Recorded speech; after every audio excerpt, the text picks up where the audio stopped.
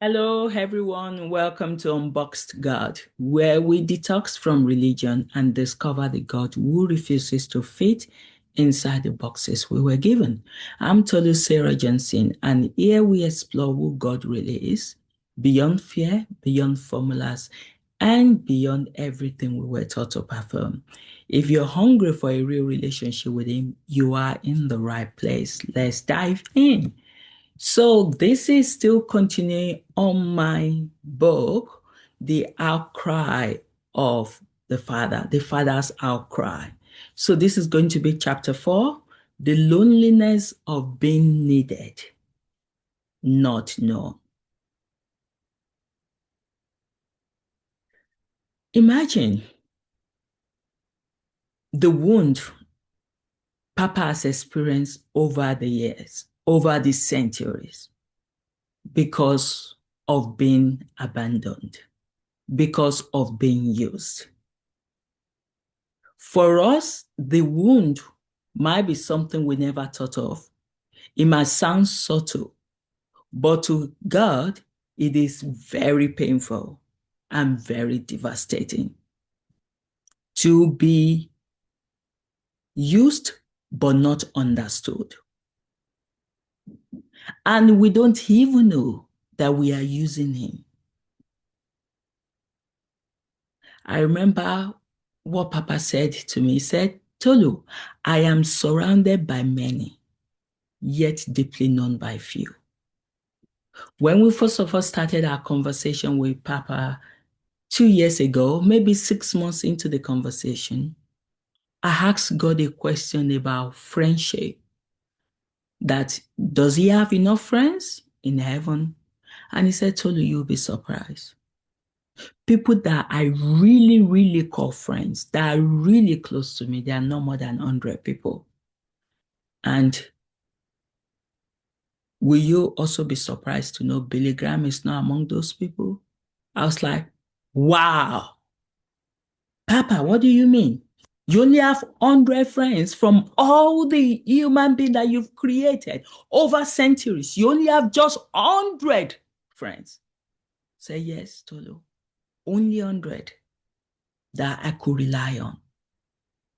Imagine the loneliness of being the most needed person in the universe while being the least known. Even a lot of men of God that we've known that have mount stages, that have turned things around, changed the world for God. They are not even close to Him. They don't even know Him. And Papa said, even though I'm with you every day, I'm around you 24 hours in a day. But in many homes, if I receive 10 minutes of attention, I am lucky. And even those 10 minutes are not relational. They are requests, as we've covered in previous chapter. And it's like we just include God in our emergencies, but we exclude Him from our everyday lives. He's present in every breath, yet absent from most conversations. It's the first one we cry to in disaster, and the last one we speak to when life is peaceful, like we've covered in the previous chapters. And I just wondered, I'm like, Papa is like sitting beside someone you love all day, every day, and they never look up at you. So even though Papa loves us, He's sitting beside us, He's there with us, and yet we never look up at Him. And that is the loneliness that Papa goes through on a day-to-day basis. And when you think about that, there are also layers into this pain, a deeper layer than most believers ever consider. And Papa said, Tolu, I have no one truly to confide in who can carry the weight of my grief. And that's why they're only hundreds. Then now Papa has more friends in heaven. And I'm happy for him. People are getting educated and people are getting to know God better, and they're getting to know that He's a pleasant Father, He's someone that needs them. So if He cannot truly trust you, if He knows that you cannot even carry the weight of His pain, you don't know what it is to share in His sorrow. Do you know what that loneliness looks like? It carries the sorrow that are global, eternal, generational. Yet, very few ever ask about them. I carry sorrow in my heart every day, the sorrow of missing my husband every blessed day, and the loneliness that comes with it. But my sorrow is nothing to compare with the sorrow that Papa has to deal with every day, seeing every of his children going through suffering, and that pierces his heart. And he understands why we need his comfort. He understands that we need his comfort because he's our Father, but we don't know that he wants us to be there for him as well.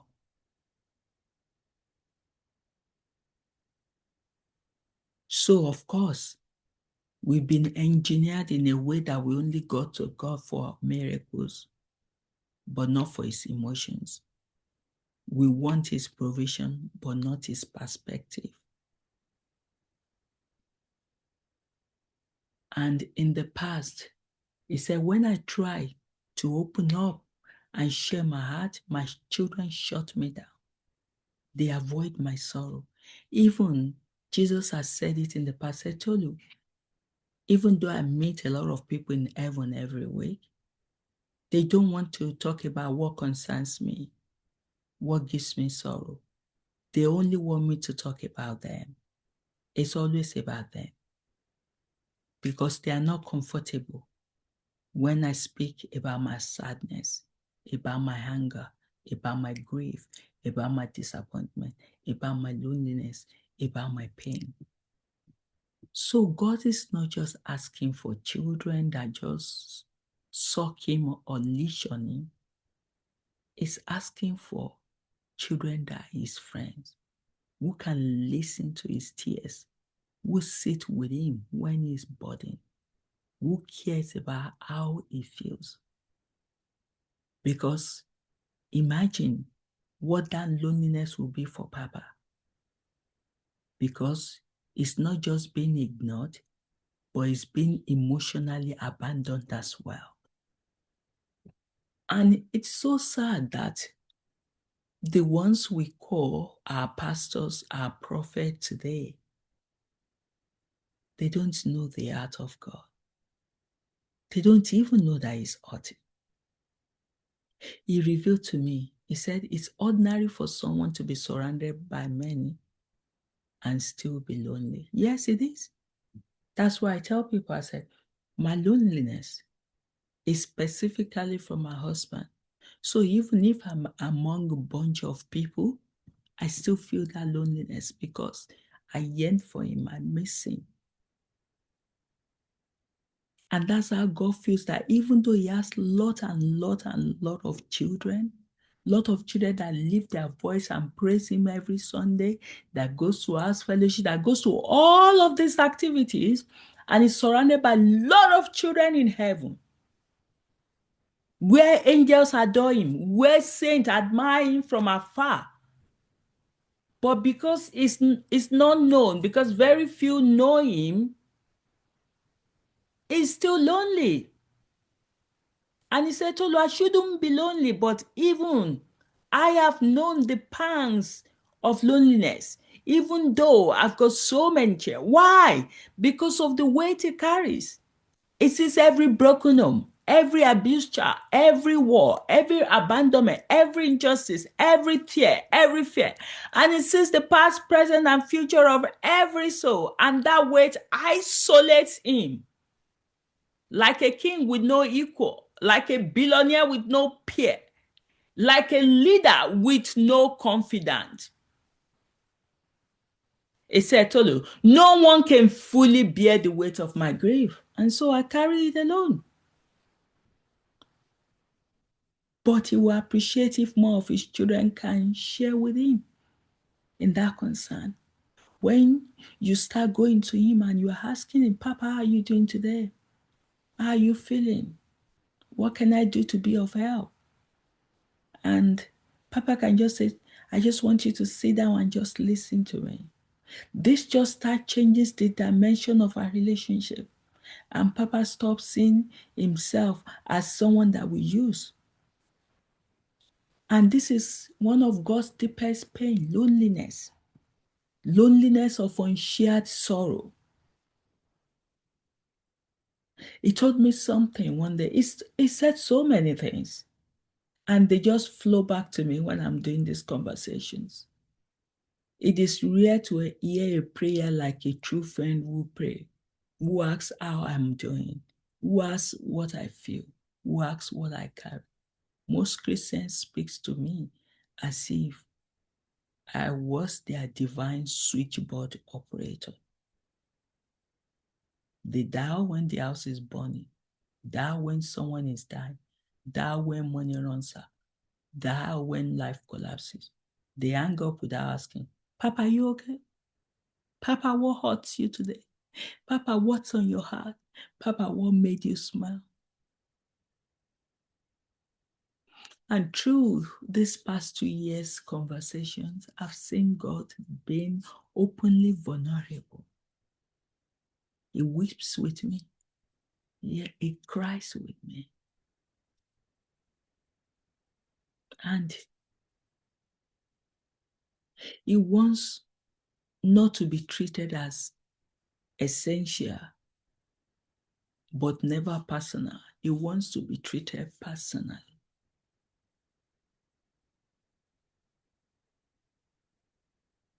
Because he feels rejected. He feels he's relationally starved.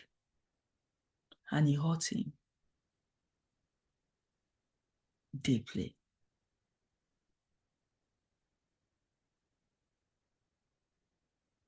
And Papa just wants more people that can help him in his loneliness. He wants you to converse more with him. And he wants you to switch your mindset from coming to him just for things and to start knowing that he is lonely. He is sad. He needs you. He doesn't just need your happy praise. He needs you to understand the reality of things. He needs you to understand that being God is quite lonely. And there's so many aches that he goes through that he just wish there are more people he can confide in. So, as we close this chapter, I want us to start seeing God in a different way. He wants you to start listening intentionally. He wants you to ask him questions. He wants you to ask about everything that you can about him. He has said it to me before. Said, Tolu, ask about my heart. Ask me about my joy and pain. You will never be a burden to me. I can handle a million conversations all at once and still feel every word you whisper. Come to me like a cheerful grandpa, ready to joke, ready to listen, ready to love. Because in the end, My loneliness is not healed by worship or obedience or sacrifice. It's healed by companionship, by someone who will sit beside me without needing anything except me. And this is the greatest wound in God's heart. It's not rebellion, but relational neglect.